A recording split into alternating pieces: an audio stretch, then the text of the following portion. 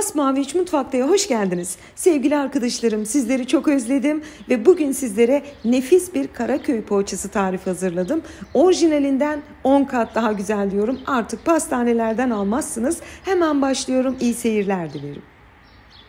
Tarifimiz için gerekli malzemeler: yarım su bardağı ılık suyu yoğurma kasemize alalım. Bir tam yumurta, bir yumurta akı, bir yumurta sarımızı kenara ayırıyoruz yüzeyine sürmek için.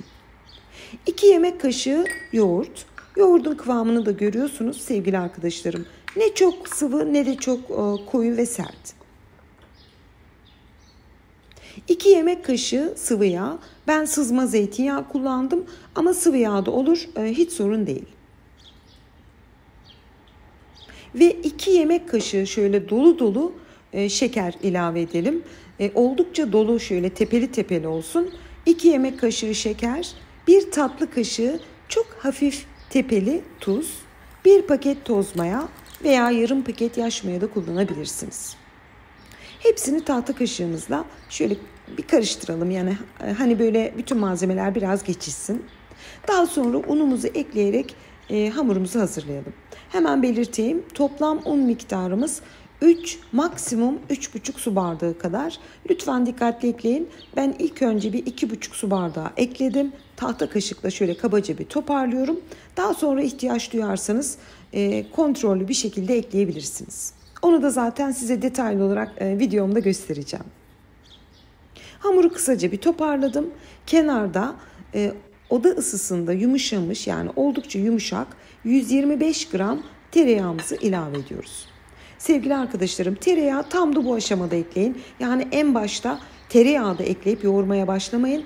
O zaman bu kıvamı elde edemezsiniz. Hamurunuz elinize yapışacaktır. Kabaca toparlayıp bu aşamada tereyağı ilave edip elinizle güzelce yoğurmaya başlayabilirsiniz. Şahane bir hamur oluyor. Baktınız ki elinizin altında çok yapışkan, böyle bakın böyle sünen, yapışan bir hamur. Gördüğünüz gibi böyle bir takviye yaparak biraz un serperek yoğurmaya başlayıp devam edebilirsiniz. Bende 3 su bardağı artı 1 yemek kaşığı un tam denk düştü. Bakın sevgili arkadaşlarım, kıvamını göstereyim. Elinize asla yapışmayan, orta yumuşaklıkta, böyle ne diyoruz, fıstık gibi bir poğaça hamuru yoğurduk ve mayalanmaya bırakalım. Mayalanma süreci ortam ısısıyla alakalıdır. Ilık bir ortamda yaklaşık 1 saat. Ve mayası şahane bir şekilde gelmişti. Yaklaşık 1 saat 20 dakikada geldi. Sizlere de bunu belirtmek isterim. Tereyağı eklediğiniz bir hamur biraz hacimli olur. Dolayısıyla mayalanması diğer hamurlara göre birazcık daha uzun sürebilir. Bu sizi tedirgin etmesin. Her şey yolunda, her şey normal. Şöyle bir mayalanmış hamuru ortaya doğru katlayıp havasını alıyorum. Daha sonra hiç un kullanmadan sadece elinizle kopararak 9 adet eşit beze alabilirsiniz. Siz daha küçük yapmak istiyorsanız 12 tane alın. Daha büyük yapmak istiyorsanız 7 tane alın. Tamamen size kalmıştır. Bütün bezelerimizi hazırladık. Şimdi açıp şekil vermeye başlayalım. Bakın sevgili arkadaşlarım, tezgaha alıp sade kenarlarını açın. Yani ortayı dombili bırakın ki pişme esnasında peynir yukarıyı çatlatıp akmasın. Sonra bu şekilde birleştirip iyice kapatın. Hiç açık yer kalmasın. Ters çevirip düzeltin ve o dombili tarafı yukarı bakacak şekilde yağlı kağıt sermiş olduğunuz tepsiye alabilirsiniz. Bu arada kullanmış olduğum peynir miktarı 70 gram beyaz peynir. Biraz da maydanoz ekledim. Onu da hemen belirteyim. Bu açıp katlama işleminiz çok çok önemli. İnşallah burayı hiç atlamıyorsunuzdur. Çünkü bazen videoları izliyorsunuz. Diyorsunuz ki hamur yoğurdu, buradan sonrasını biliyorum, yuvarlak yuvarlak yap. İşte öyle değil. Açma şeklini detaylı gösteriyorum. Her zaman biliyorsunuz ki ben bütün püf noktaları veriyorum. İstemem ki malzemeniz ziyan olsun. O hafif zaten masada da o bezeler kabarıyor bekledikçe. Böyle kenarlarını birkaç dokunuşla açın. Ortayı dombili bırakın. Bu şekilde katlayıp bitirin. Bu arada tekrar belirteyim, sizleri çok özledim, anlatamam. Bayağı bir yoğun günler geçiriyorum. Instagram derken, YouTube derken ama tekrar tariflerimize başlıyoruz. Bunu buradan bütün sevgim ve özlemimle belirtmek isterim. Bütün Karaköy poğaçalarımızı bitirdik. Tepsimizi dizdik. Şimdi sevgili arkadaşlarım, üzerine çok hafif bir şekilde biraz basın. Çünkü böyle dombili dombili koyduğumuz için şöyle birazcık basın ki düz olsun. Çok da böyle yüz yuvarlak olmasın. Üzerine temiz bir mutfak havlusu örtelim. Tekrar tepsi mayası için 2 kat kabarıncaya dek dinlendirelim. 30 ile 40 dakika arası diyebilirim. Hamurumuz mayalanırken, daha doğrusu poğaçamız, bir yumurta sarımıza 2 yemek kaşığı süt. En önemli püf noktası, bakın sevgili arkadaşlarım, bir çay kaşığının ucu kadar kakao ekleyelim. Çok az, yani bir çay kaşığının ucu kadar, bu püf noktamız. O Karaköy poğaçanın o muazzam rengini bu sağlıyor. Pürüzsüz bir hale getirin. Baktınız ki topak kalmış, bir çay süzgecinden süzebilirsiniz. Ve yaklaşık 40 dakikanın sonunda gördüğünüz gibi poğaçalarımız kabardı. Şöyle bir elimle bastığım yer tamamen yükseldi. Hazırlamış olduğumuz yumurta sarımızı üzerine sürelim. Burada yine size çok önemli bir püf noktası vereceğim. Karaköy poğaçanın o yüzlerinin böyle pul pul olması için. Şimdi sürdünüz ya sevgili arkadaşlarım. Bu sürdüğünüz hamurunuz yağlı bir hamur olduğu için akacaktır. Yani yumurta hamuru tutmaz. Bakın, biraz bekleyin. İlk etapta bir sürün. Bekleyin bir 3-4 dakika, varsa vaktiniz bir 5 dakika. O yumurta sarısı birazcık kuruyor üzerinde. Şimdi ikinci tur tekrar sürüyoruz üzerine. Bu sürdüğünüz ikinci turdaki yumurta sarısı tamamen tutmuş oluyor. Umarım anlatabilmişimdir.